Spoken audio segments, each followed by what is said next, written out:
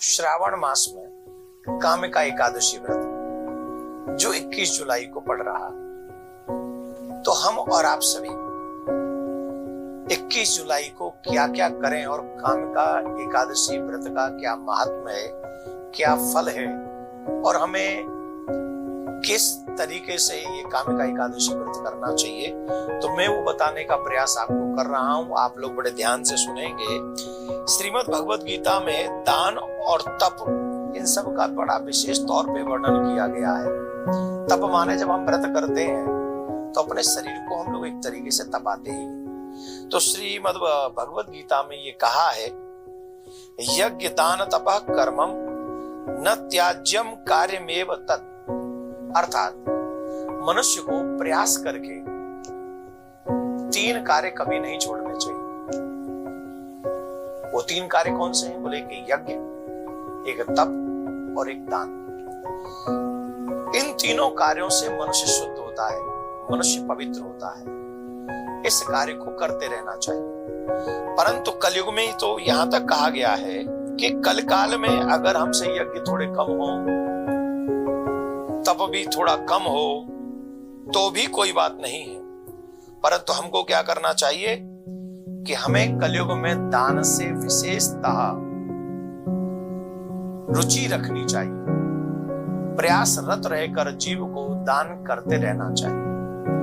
दान से व्यक्ति का चित्त शुद्ध होता है, वित्त शुद्ध होता है और फिर जीवन शुद्ध होता है। इसके लिए दान से कभी भी पीछे नहीं हटना चाहिए। और जो लोग दान करते रहते हैं उनका तो फिर कहना ही क्या है। और जो श्रावण मास की कामिका एकादशी का व्रत करते हैं, बहुत बड़ा फल है। जो फल गंगा, काशी, नैमिषारण्य, पुष्कर स्नान में मिलता है, वह श्रावण मास के कामिका एकादशी के दिन विष्णु भगवान को, माने प्रियाकांजु भगवान को, उनकी पूजा करने से उससे भी कई गुना ज्यादा फल हमको प्राप्त हो जाता है। और भगवान कहते हैं, मुझे कोई सोने से नहीं ले सकता, मुझे चांदी से नहीं खरीद सकता, मुझे कोई संपत्ति से नहीं खरीद सकता, लेकिन तुलसी दल से मुझे खरीद सकता है। इस दिन प्रयासरत होकर मनुष्य को नारायण भगवान की सेवा करनी चाहिए। प्रातः काल जल्दी अर्ली वेला में उठना चाहिए। फिर स्नान के बाद संकल्प करना चाहिए और संकल्प के बाद में फिर भगवान विष्णु को स्नान इत्यादि कराना चाहिए। विष्णु माने अपने इष्ट को। अगर आपके इष्ट राम जी हैं तो राम जी को, प्रियाकांजु हैं प्रियाकांजु को, नारायण है तो ये सब एक ही है। तो अपने इष्ट को स्नान कराना चाहिए, धूप दीप नैवेद्य आदि देना चाहिए और फिर बहुत विशेष बात है, तुलसी दल अवश्य अर्पण करना चाहिए। कहते हैं जो मनुष्य श्रावण मास में भगवान का पूजन करते हैं, उनसे देवता, गंधर्व, सूर्य आदि सब पूजित हो जाते हैं। आप जब भगवान का पूजन कर रहे हैं तो अकेले भगवान का पूजन नहीं हो रहा, भगवान के अंग में सभी देवता विराजमान है। वो सभी देवता आपके उस पूजन से पूजित हो जाते हैं। इसलिए भगवान की पूजा श्रावण मास में, और शिव की भी पूजा कर रहे हैं और नारायण भगवान की भी पूजा करनी चाहिए। अतः पापी से पापी व्यक्ति भी जो उनकी पूजा करता है, तत्क्षण वह पाप मुक्त हो जाता है। हे नारद, स्वयं भगवान ने यह कहा है कि काम का व्रत से जीव कुयोनि में, अगर कभी बुरी योनि में चला भी जाए, गया हो, उसमें से फिर कभी दोबारा जो काम का व्रत कर लेगा वो किसी और बुरी योनि में नहीं जाएगा, उसका कल्याण होगा। भक्ति पूर्वक तुलसी दान भगवान विष्णु को अर्पण करता है, वे संसार के समस्त पापों से मुक्त हो जाते हैं। विष्णु भगवान न रत्न से, न मोती से, न मणि से, न किसी आभूषण से प्रसन्न होते हैं। भगवान विष्णु तो मात्र और मात्र तुलसी दल से प्रसन्न होते हैं। इसलिए तुलसी दल विशेषतः भगवान इष्ट को, अपने को अर्पण करना चाहिए। एक और बात जो मैं आपको बता दूं, कामिका एकादशी की रात्रि में जागरण करते समय अपने मंदिर में या देवालय में जाकर निश्चित तौर पर एक घी का दीपक अवश्य जलाना चाहिए।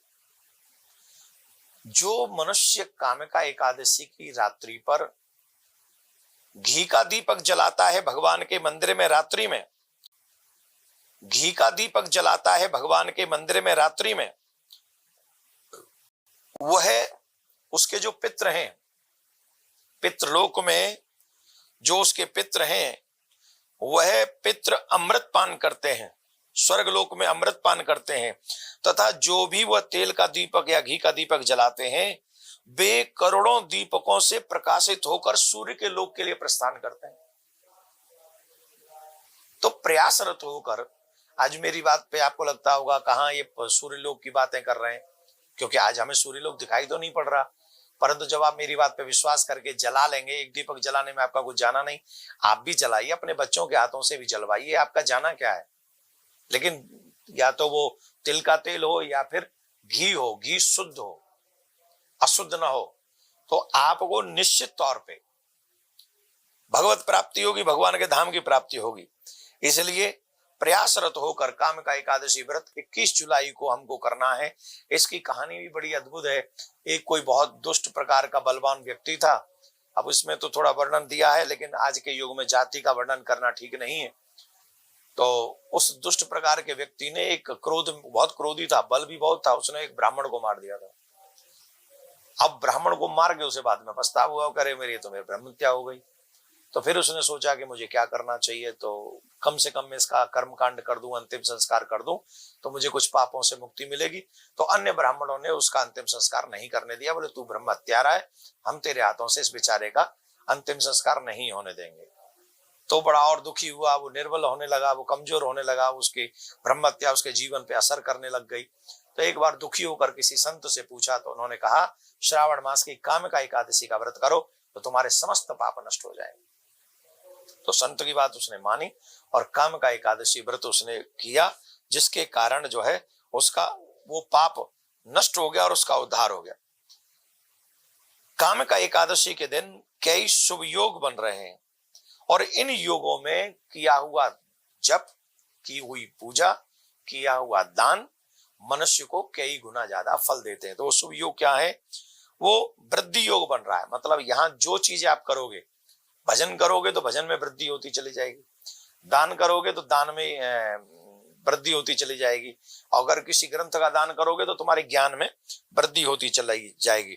ध्रुव योग, ये भी बहुत सुंदर योग है। सर्वार्थ सिद्धि योग, आहा क्या बात है, और अमृत सिद्धि योग, इतने सुंदर योग जो हैं कामिका एकादशी के दिन बन रहे हैं। तो आप लोग सभी इस व्रत को करें। और पारायण जो होगा, वो पारायण का समय रहेगा 22 तारीख को, और 22 तारीख को 5:41 से लेके 7:05 तक ये रहेगा। और फिर जहां जहां सूर्योदय होगा